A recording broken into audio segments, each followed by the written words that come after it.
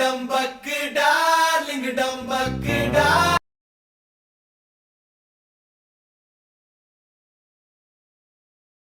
Hi friends, இன்னைக்கு வந்து நம்ம ஒரு சூப்பரான சிம்பிள் கூட சொல்லலாம் என்னோட ஃபேவரட் சிக்கன் வச்சு ஒரு சூப்பரான ரெசிபி பார்க்க போறோம். அது எப்படி பண்ணலான்னு பார்த்துடலாமா?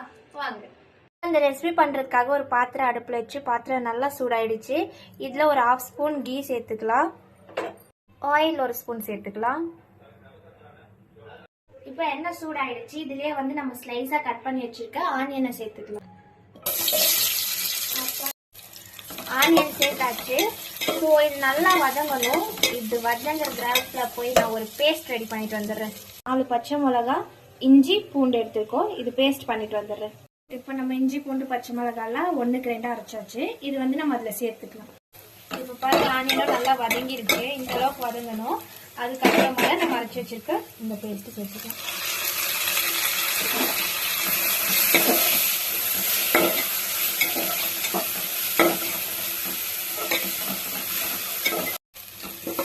பச்சை ஸ்மெல் போகிற அளவுக்கு நல்லா வதங்கணும்.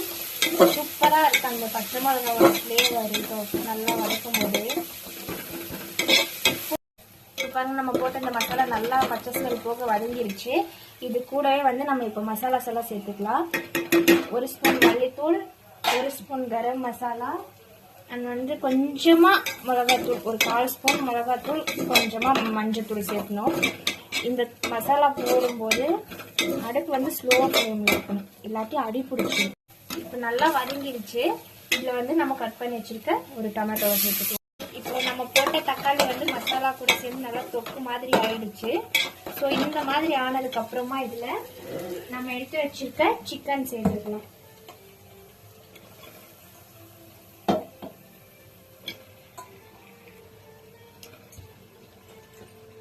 கூடவே தேவையான அளவு சால்ட் சேர்த்துக்கலாம். நீங்க கூட கொஞ்சம் போடுங்க. போதுமா? போதும். ஓகே. ஸோ இப்போ மிக்ஸ் பண்ணிடலாமா?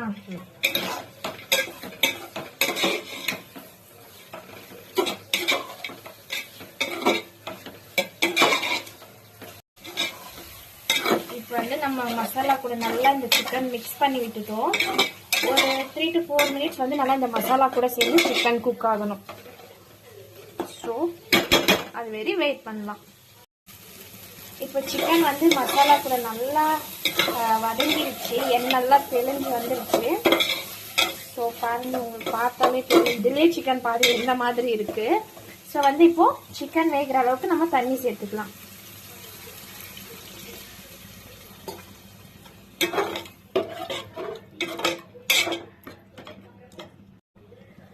ஸோ இப்போ தண்ணி சேர்த்தியாச்சு. இது கூட வந்து நம்ம கொத்தமல்லி சேர்த்துக்கலாம். இந்த ரெசிபியோட ஹைலைட்டே வந்து இந்த கொத்தமல்லி தான். ஸோ கொஞ்சம் நிறையாவே நம்ம சேர்த்துக்கலாம். நல்லா சீரக சம்பா அரிசியில் செஞ்சால் கூட இந்த ரெசிபி சூப்பராக இருக்கும். ஆனால் நம்ம இன்னைக்கு வந்து நார்மலாக ஆஸ் யூஷுவல் வீட்டில் செய்கிற அரிசியில் தான் செய்கிறோம். ஓகே, சிக்கன் நல்லா வேகட்டும். ஸோ இப்போ நம்ம சிக்கன் நல்லா வெந்துருச்சு, சூப்பராக ரெடி ஆயிடுச்சு. இதுக்கப்புறம் செய்ய போகிறது தான் முக்கியமான ப்ராசஸ். என்ன பண்ணலான்னு பார்த்துருவோமா? ஸோ இப்போ நல்லா மிக்ஸ் பண்ணிட்டு இதில் கொஞ்சமாக பீஸும் வந்து கொஞ்சமாக கிரேவியும் ஒரு பிளேட்டில் எடுத்து வச்சுக்கிறேன். இப்போ நம்ம சாதம் வடித்து வச்சுருக்கோம், அதை இதில் சேர்த்துக்க போகிறேன். சூடாக இருக்குது.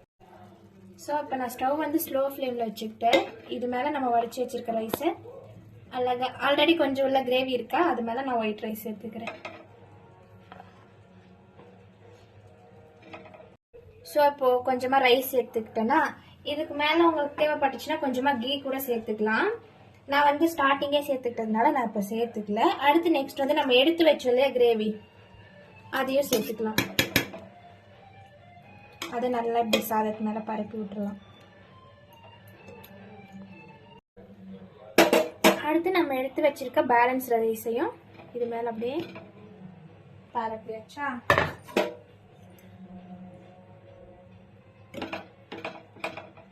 Okay mummy. ஓகே. நெக்ஸ்ட் இதில் வந்து வாழையிலே இந்த சாப்பாடு நல்லா மூடுற மாதிரி வச்சு விடலாம்.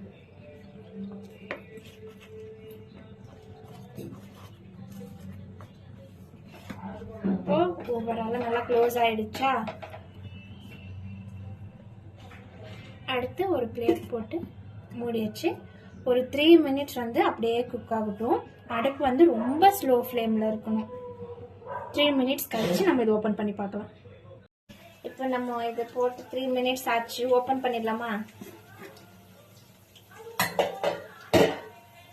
எல்லாம் எடுத்துட்டுமா மம்மி? இது மேலே தண்ணி விட்டுருக்கு பாரு. இலை போடணும்னு அவசியம் இல்லை, சும்மா சரி 2 இலை இருந்துச்சு வேஸ்ட் பண்ணாங்க. ஆனால் அந்த ஃப்ளேவர் இருக்கும். மிக்ஸ் பண்ணிட்டா இதை ஆஃப் பண்ணிருக்கேன். ஸ்டவ் ஆஃப் பண்ணல? பண்ணியாச்சு.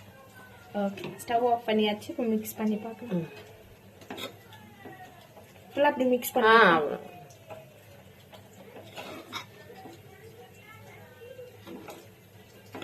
இப்போ நல்லா மிக்ஸ் பண்ணியாச்சு. நம்மளோட சிக்கன் போட்டு இந்த ரைஸ் ரெடி ஆயிடுச்சு. ஸோ இது வந்து நம்ம சாப்பிட்ற பிளேட்டில் போட்டுக்கலாமா? ஸோ வந்து ஃபைனலாக நம்ம செஞ்ச ரெசிபி வந்து சூப்பராக ரெடி ஆயிடுச்சு. நானும் வந்து சாப்பிட்றதுக்கு சூப்பராக ரெடி ஆயிட்டேன்.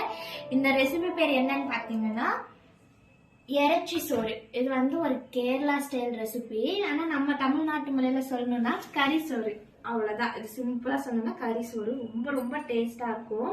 இப்போ டேஸ்ட் பண்ணிடுவோமா?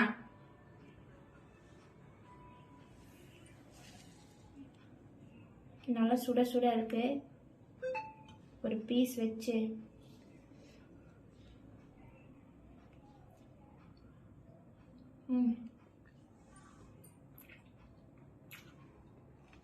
செம்ம டேஸ்டா இருக்கு.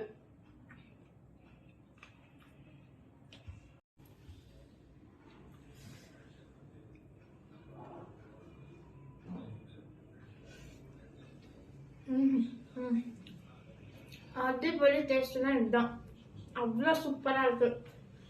இது ஒரு பிரியாணி மாதிரியும் இல்லை, ஒரு சிக்கன் கிரேவியில் ரைஸ் போட்டு சாப்பிட்ற மாதிரி இல்லை. இது டுக்கோட்டா, ஒரு ஃப்ரைட் ரைஸ், ஏதோ ஒரு டிஃப்ரெண்ட் டேஸ்ட். ஆனால் டாப் நாட்ஸ் சூப்பராக இருக்கும். இதுக்கு வந்துட்டு சிக்கன் கபாப் வேறு சைட் டிஷ்ஷு. செம்ம ஜூஸியாக இருக்கு.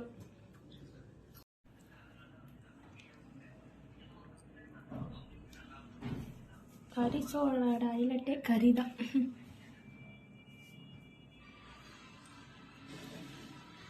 இது வந்து நான் சின்ன பொண்ணாக இருக்கும்போது சாப்பிட்டு இருந்தது. கேரளாவில் இருக்காங்க எங்கள் பாட்டி மாமா. பாட்டி வீட்டுக்கெல்லாம் சின்ன வயசில் ஸ்கூல் லீவில் போகும்போது பாட்டி செஞ்சு சாப்பிட்டது. அதுக்கப்புறம் இப்போ தான் இந்த ரெசிபி ட்ரை பண்ணுறேன். நானே இன்னைக்கு செஞ்சேன். சின்ன சின்ன ஹெல்ப் மட்டும் மம்மி கிட்ட கேட்டு, டவுட்ஸ் மட்டும் மம்மி கிட்ட கேட்டு செஞ்சேன். அண்ட் வந்து எனக்கும் டேடிக்கும் 2 பேருக்கு அளவு தான் இன்னைக்கு நம்ம செஞ்சோம். ஆனால் ரொம்ப சூப்பராக டேஸ்ட்டாக வந்திருக்கு. ஃபர்ஸ்ட் ட்ரைலேயே இவ்வளோ டேஸ்ட்டாக இருக்கு. இன்னும் மம்மியெல்லாம் செஞ்சால் இன்னும் நல்லா இருக்குமா எனக்கு தெரியல. நான் செஞ்சது ரொம்ப சூப்பராக வந்திருக்கு. அது வந்து சிம்பிளாக குயிக்காக செஞ்சுட்டோம். பிரியாணினா நிறையா ப்ராசஸ், தயிர் சேர்த்தணும், லெமன் சேர்த்தணும், புதினா, கொத்தமல்லி எக்ஸட்ரா நிறையா சேர்த்தணும். இது சிம்பிளாக கம்மியான இன்க்ரீடியன்ஸில் டேஸ்ட்டு நல்லது. தொண்டை கத்திடுச்சு. சரி, உங்களுக்கு நான் சாப்பிட பார்த்தா அப்புறம் பசிக்கும். நீங்களும் போய் சாப்பிடுங்க. இதே மாதிரி ஒரு டிஃப்ரெண்டான ரெசிபியில் உங்களை வந்து மீட் பண்ணுறேன். டாடா, பாய்.